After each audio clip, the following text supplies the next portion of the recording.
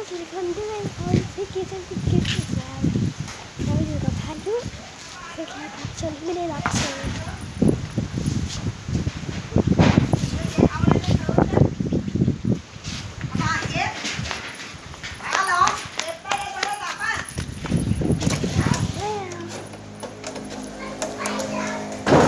ตอนนี้มันไม่ปลอดภัยแล้วนะให้ดูด้านนอกทำไมปรับกล้องไม่ได้วะเพราะน้องขาวโพลนเลยแกจะค่อยๆโฟกัส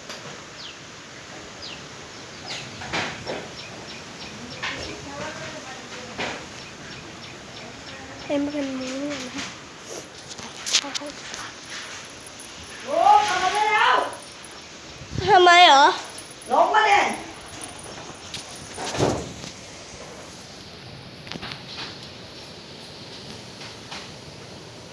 ขนาดนกยังบินหนี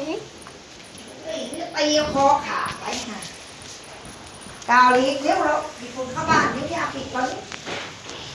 เดี๋ยวเรียกมาของหมาอุ้มมาแล้วเข้าบ้านก่อนลูกมา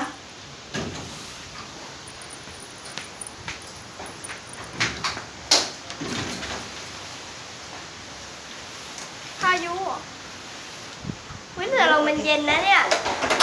พายุมันหนูชอบเย็นๆนะแต่มันมีขี้ฝุ่นอยู่ไงเดี๋ยวเข้าห้องไปก่อนแอร์เปิดยังวะไฟยังไม่มาอยู่ข้างนอกนี่แหละ